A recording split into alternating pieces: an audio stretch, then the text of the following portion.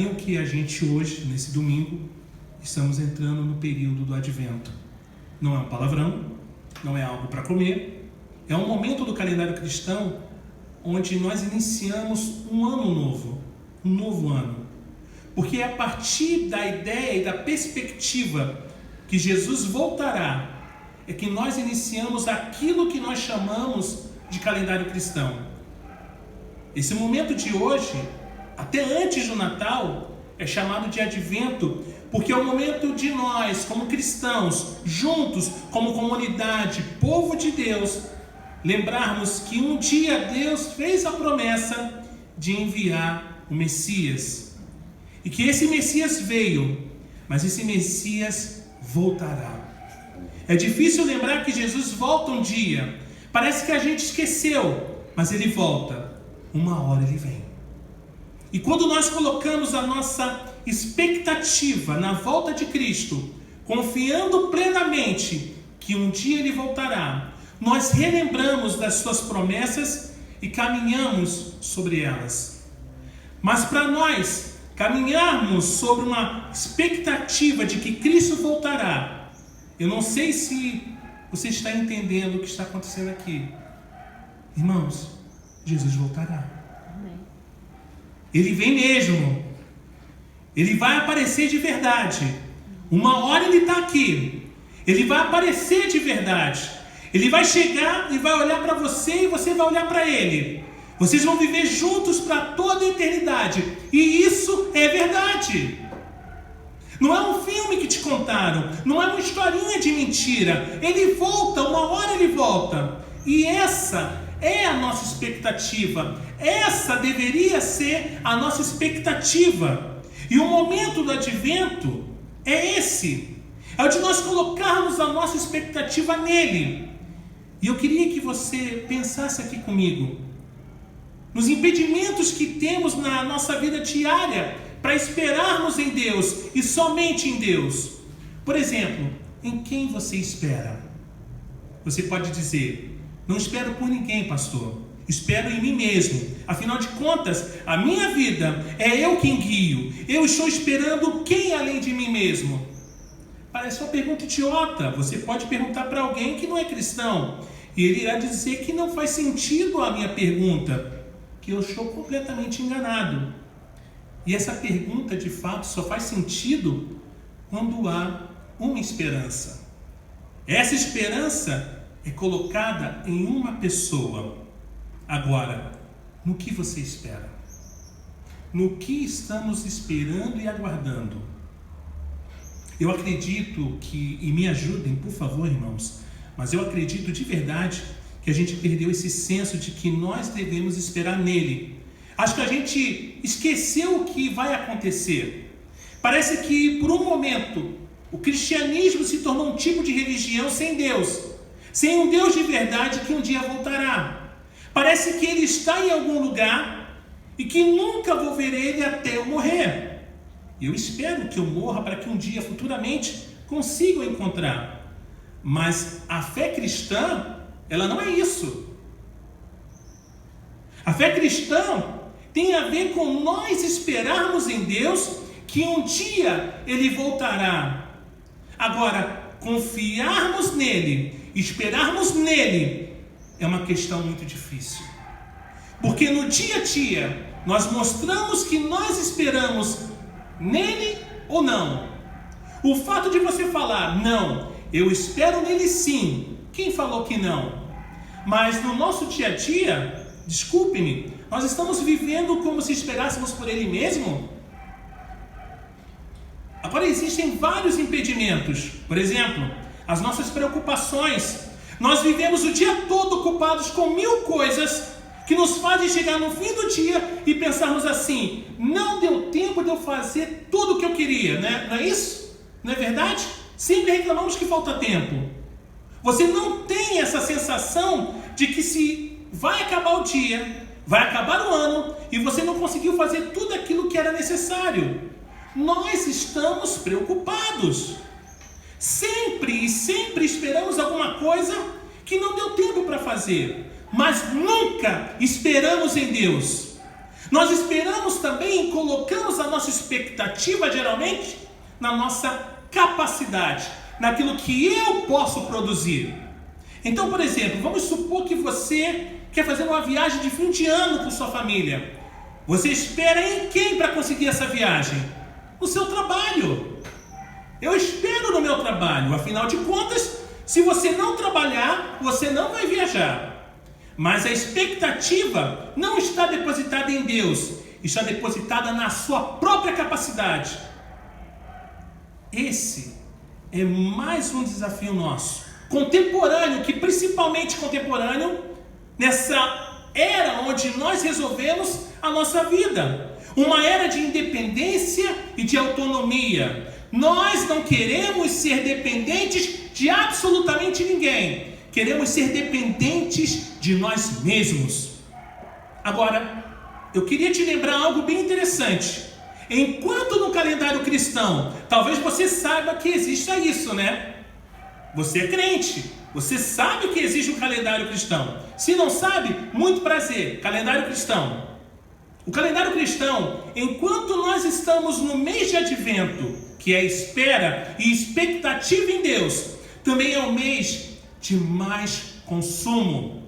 É onde nós compramos e compramos e compramos. Nós esperamos o ano todo para chegar a Black Friday, pegar descontos incríveis. O tempo é de Natal e não esperamos por Jesus voltar. Nós criamos expectativa pela musiquinha da Líder Magazine. Nós contamos os dias, ainda não cantou, então significa que o Natal ainda não chegou. Mas eu não consigo dizer, não consigo esperar a volta de Cristo. Eu não tenho essa expectativa. A nossa expectativa está longe do Deus vivo e está mais perto da minha realização. Por último, a espera. Esperar em Deus, ter uma expectativa em Deus, não é uma coisa etérea, é uma coisa sólida e é também uma atitude. Porque esperar em Deus é também confiar em Deus. Nós só podemos esperar em alguém em quem confiamos profundamente, irmãos. Colocar as nossas expectativas em Deus não é outra coisa senão confiar que nele eu tenho tudo o que preciso, até que ele volte, para que não precise mais nada além dele. E isso é interessante porque essa dificuldade de nós encararmos a espera não como um estacionamento, mas como um caminho. Porque a espera não é passiva, a espera ela é ativa. E olha que interessante, eu estava relendo novamente um livro incrível da Vanessa Belmonte, chamado Lugar da Espera na Vida Cristã. E ela escreveu algo que eu considero absolutamente incrível, maravilhoso. Ela falou que, como um movimento, a espera é ativa. Esperar ativamente está completamente presente ao momento com a convicção de que alguma coisa que ainda não vemos está acontecendo. Ou seja, esperar em Deus não é ficar parado esperando Ele fazer alguma coisa. Esperar em Deus é estarmos cientes de que nós estamos vivendo no momento onde nós caminhamos rumo ao que Ele está fazendo em nós, mas que nós não estamos vendo ainda de forma ativa. Então, esperar também é caminhar, já dizia Marcos Almeida. Esperar é caminhar, mas esperar depende de uma promessa. Nós só esperamos aquilo que sabemos que vai acontecer. Como Paulo disse, nós esperamos alguma coisa que nós vemos ou esperamos em vão. Nós temos que esperar e ter esperança e expectativa em algo que não vemos. Significa que toda vez que nós esperamos, estamos baseados em uma promessa que alguém fez por nós. Por exemplo, se alguém disse para você, olha, na sexta-feira, Dedê, eu vou te dar um presente. A Dedê vai esperar até sexta-feira, porque ela sabe que há uma promessa esperando por ela. Eu prometi algo para ela, e ela vai ficar ali cobrando. Eu lembro que a minha sobrinha, quando ela era mais nova, se nós prometêssemos alguma coisa para ela, ela ficava cobrando mesmo. E é essa expectativa. Existe uma promessa. Nós esperamos em Deus, irmãos, porque Ele também prometeu a nós que Ele virá. O próprio Deus prometeu, logo de início, que Ele virá.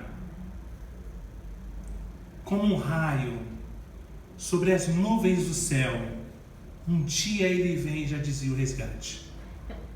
E essa promessa é válida para mim e para você, quando a gente olha no livro de Gênesis, e existe uma coisa muito interessante. Muitas pessoas não aprenderam ainda a esperar em Deus a partir da promessa dele. Você espera a partir das promessas das pessoas. Você espera que irá casar um dia, porque disseram que gostam de você e prometeram isso para você. Ou pelo menos fizeram isso, enfim. Mas você pode também esperar confiando em coisas erradas. Mas o próprio Deus, antes de todas as coisas, de fato se tornarem tão ruins lá no início, quando ela começou a se tornar ruim, o próprio Deus prometeu que você poderia esperar nele. Em quem vocês estão esperando, irmãos? A partir do momento que o homem pecou, então Deus vivia junto ao homem e todas as coisas eram muito boas. Deus então esperava o relacionamento entre ele e o homem de uma maneira íntegra, de uma maneira de fato que eles pudessem se relacionar totalmente em amor. Mas esse relacionamento ele foi corrompido por conta do quê? Do pecado. O próprio homem rejeitou a Deus, e quando o homem rejeita a Deus, o pecado entra na história. Todas as coisas ficam distorcidas, mas Deus prometeu que não seria assim. E hoje a nossa esperança tem que estar a partir desse ponto, não em coisas que a gente pode alcançar simplesmente, mas nas promessas de Deus. E a promessa começa aqui. Eu pensei que sairia de Gênesis, mas não vou sair de Gênesis. Abram suas Bíblias em Gênesis capítulo 3. Vamos nos recordar novamente, porque nós já falamos sobre isso. Gênesis capítulo 3, vamos ler os versos 14 e 15.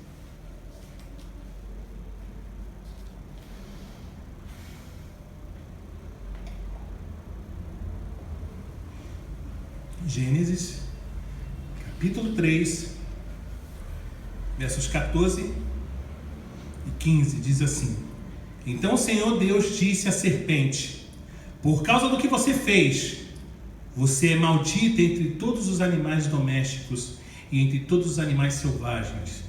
Você rastejará sobre o seu ventre e comerá pó todos os dias da sua vida.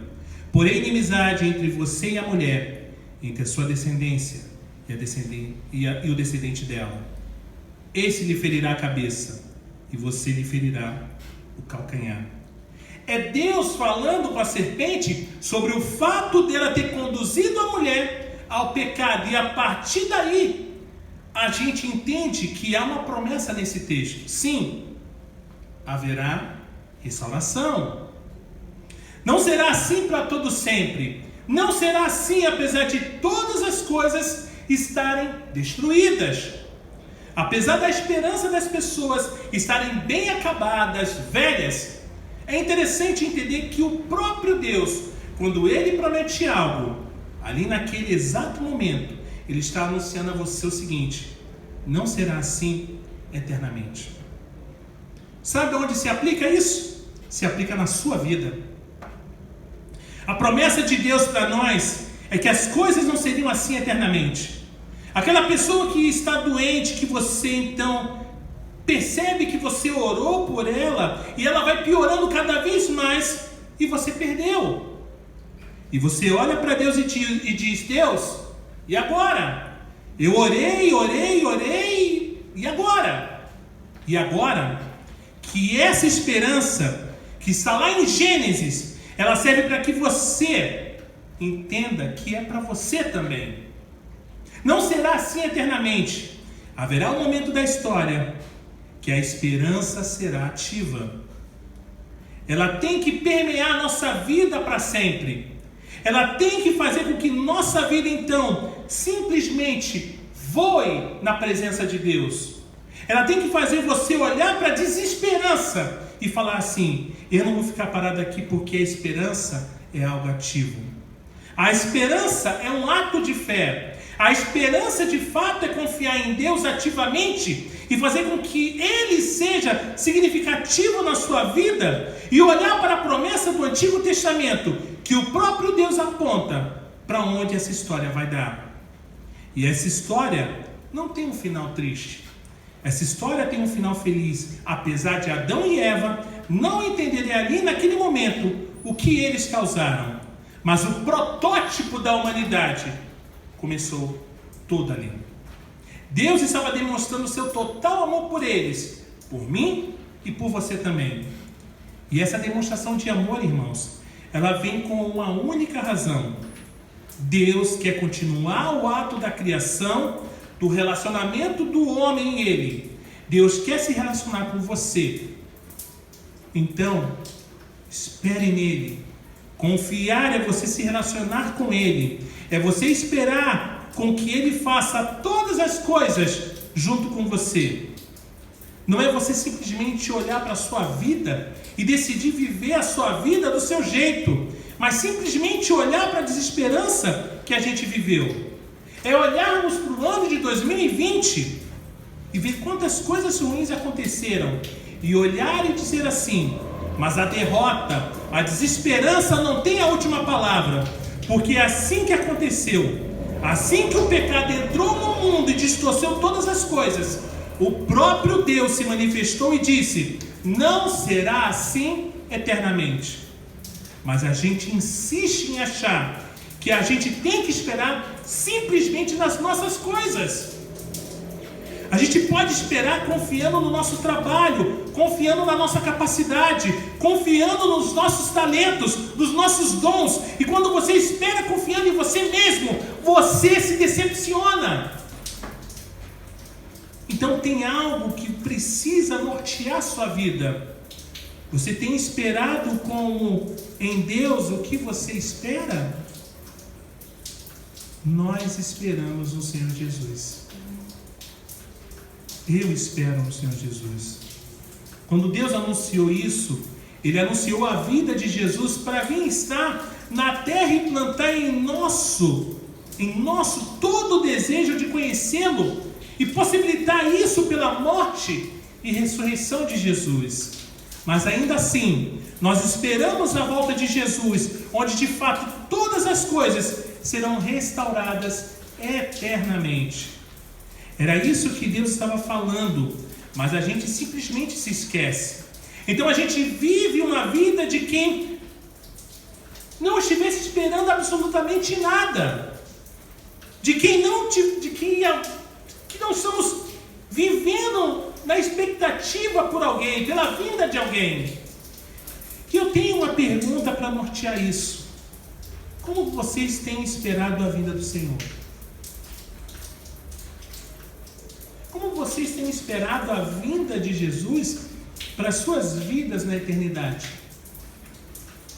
Como vocês têm vivido essa esperança? Como vocês têm vivido essa espera? Talvez o reflexo disso, gente bonita e fofa de Deus, seja a sua falta de relacionamento com Ele. Se você fizer uma análise, você vai entender assim: eu não estou vivendo muito bem com isso não. Eu não estou lidando muito bem com isso não. Então, essa pergunta é para você. Como você tem esperado a vinda do Senhor? Eu não sei se você percebeu, mas a vida cristã é uma vida de tensão. A Dede falou sobre isso aqui. Nós vivemos a tensão do já e ainda não. Jesus já veio. O reino de Deus já está entre nós, mas ainda não se concluiu. Jesus ainda não voltou. As coisas ainda não vão terminar. Nós já somos salvos, mas ainda não vivemos em plenitude. Nós já somos regenerados, mas ainda pecamos. Nós vivemos numa tensão. Agora, durante essa vida de tensão, nós temos duas opções. Ou vivemos intencionalmente, de forma com que esperamos ativamente no Senhor até que Ele volte, ou vivemos despretensiosamente, como se a vida fosse um fim em si mesmo. Nós temos essa opção. A opção de achar que todo dia que eu dormir, eu vou acordar todo dia, como se a vida nunca fosse acabar. A opção de achar que a morte nunca vai chegar para mim. Ou a opção de achar que a minha vida é aquilo que eu defini dela. E que o amanhã é eu que defino que vai ser também. Acabou-se aquele tempo onde a gente falava assim: se Deus permitir, farei isso ou aquilo. O tempo onde nós estamos é o tempo da determinação. E até mesmo os cristãos, com certa ousadia, digamos assim, para não dizer uma palavra pior, fala assim: eu determino que você vai ter aquilo. Determina uma pinóia. Determina nada. Você não pode determinar se você vai acordar amanhã. Não é uma espera em Deus, mas é uma espera em si mesmo. Ele escolheu nessa tensão do já e o ainda não, Ele fosse o agente determinante. Vivemos despretensiosamente, como se Cristo não fosse mais voltar, como se Ele tivesse esquecido de nós, como se Ele tivesse demorado tanto, que Ele falou assim: esse pessoal está bem lá, deixa eles lá mesmo, uma hora eu vou lá dar um susto neles, cheguei! Mas não se esqueçam, gente bonita e fofa de Deus, Jesus volta. Ele vem no horário que nós não sabemos. Não para pegar de surpresa, mas para te lembrar que Ele prometeu e que Ele vai cumprir. A espera em Jesus, volta a dizer, é ativa. Mas é uma espera que se constitui nessa caminhada. Não é uma espera parada, estacionada. É uma espera onde você está caminhando em direção a Ele e que Ele falou para nós. Tem uma música muito bacana, muito bonitinha, eu amo essa música, chamada Volta. Essa música é do Paulo Nazaré. Vocês nunca ouviram, não. Mas se vocês não ouviram, eu vou ler ela para vocês. É linda a música, edificante. Diz assim: chego de viagem, abro a geladeira e não tem nada para comer. Nem uma roupa limpa, nunca vi tanta poeira. Como pude me esquecer? Se eu não me preparo para a minha volta, não deixo a janela aberta, não tranca a porta.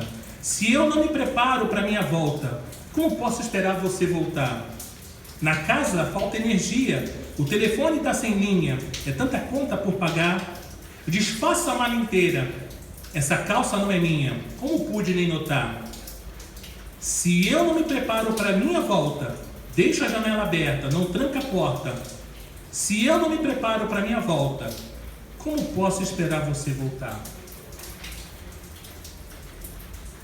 Preciso desenhar? A vida do já e do ainda não é uma vida, irmãos, intencional. E o advento, ele serve justamente para isso. Eu queria te convidar a refletir que esse é o momento do ano onde nós recalibramos a nossa esperança somente em Deus. Vamos ler Isaías capítulo 8, verso 11 a 13. Isaías capítulo 8, do verso 11 a 13.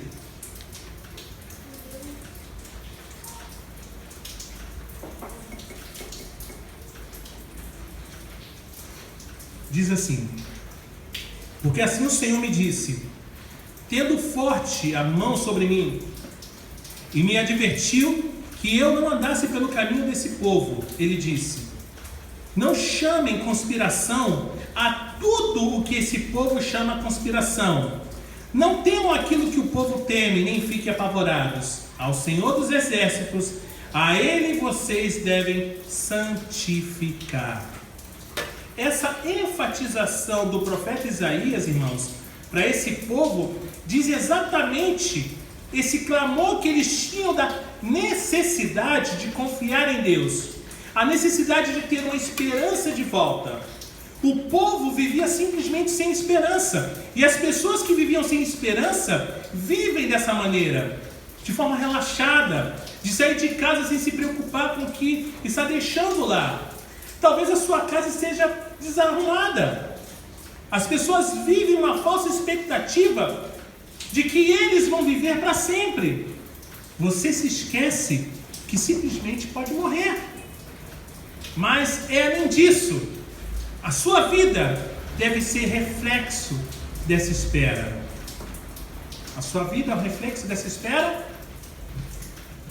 A espera preparada, porque um povo sem essa espera precisa de uma esperança real, e essa esperança real, ela é necessária.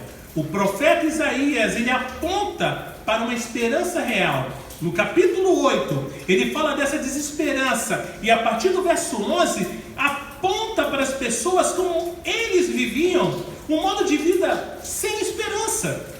Como era de fato pensamentos perversos, atitudes perversas, porque eles não confiavam de fato que Deus cumpriria sua promessa.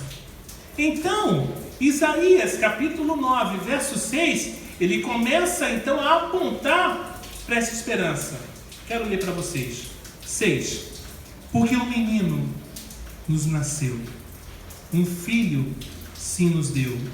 O governo está sobre seus ombros, e o seu nome será Maravilhoso, Conselheiro, Deus forte, Pai da eternidade, Príncipe da paz. O próprio Deus, irmãos, fala em Gênesis 3 dessa esperança. Mas ainda assim, depois de tantas provas, tantos profetas, tantos homens de Deus que viveram, o povo começa a se perverter e se perder de fato dessa esperança. Então é preciso que um profeta venha lembrá-los dessa esperança. E o profeta simplesmente aponta essa esperança dizendo: porque um menino nos nasceu, um filho se nos deu, o governo está sobre os seus ombros, e o seu nome será Maravilhoso Conselheiro, Deus forte, Pai da eternidade, Príncipe da paz. Ele estenderá o seu governo, e haverá paz sem fim sobre o trono de Davi e sobre o seu reino, para estabelecer e para firmar com juízo e com justiça, desde agora e para sempre. O zelo do Senhor dos Exércitos fará isso. Aleluia! É Deus, irmãos, quem garante de fato a esperança para o povo. Então, quando o profeta Isaías, ele vem retomando isso, a intenção do profeta é simplesmente levantar a esperança do povo. Haverá um menino. Ele fala também, a virgem ficará grávida. Existem promessas para nós. Olhem para o Senhor, igreja. Voltem-se para Ele. Viva como se fossem dele. E quando Isaías fala isso, esse povo então começa a se voltar a Deus e se lembrar disso. O período de advento nesse domingo, gente bonita e fofa de Deus, mostra pra gente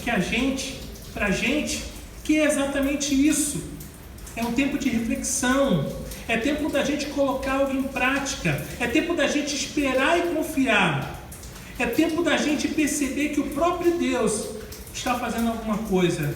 É o tempo da gente olhar para as nossas necessidades e submeter as nossas vontades a Deus.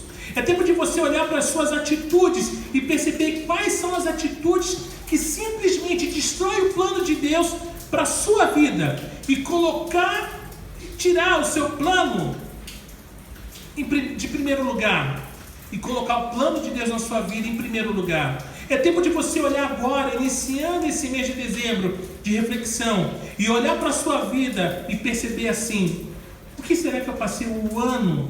E a impressão que eu tenho é que o ano passou tão rápido. Talvez seja porque você viveu muito mais para você e para as suas coisas. Algumas pessoas me perguntam: pastor, como faz para as pessoas que estão tão ocupadas se ocuparem com as coisas de Deus? É muito simples. É só você medir o prazer que ela tem de fazer coisas para elas mesmas. A pessoa passa 12 horas trabalhando lá de Uber, qualquer outra coisa, não tem tanto prazer do que passar um dia inteiro servindo a Deus de fato. Porque servir a Deus traz satisfação do céu para o nosso coração. Lembram de Marta e Maria? Então a sua vida precisa de satisfação do céu, para os desejos de seu coração serem norteados pelo desejo do coração de Deus.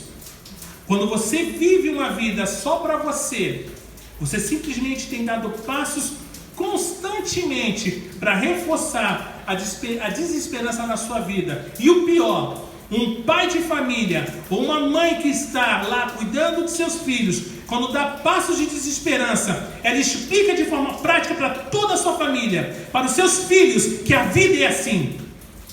É um negócio terrível de viver, um negócio que não tem esperança. E você começa a criar filhos com a expectativa de ter coisas, chegar no Natal e ganhar presentes, chegar no aniversário, ganhar presente, chegar em datas comemorativas, ganhar presente, porque é preciso presente, porque você vive disso.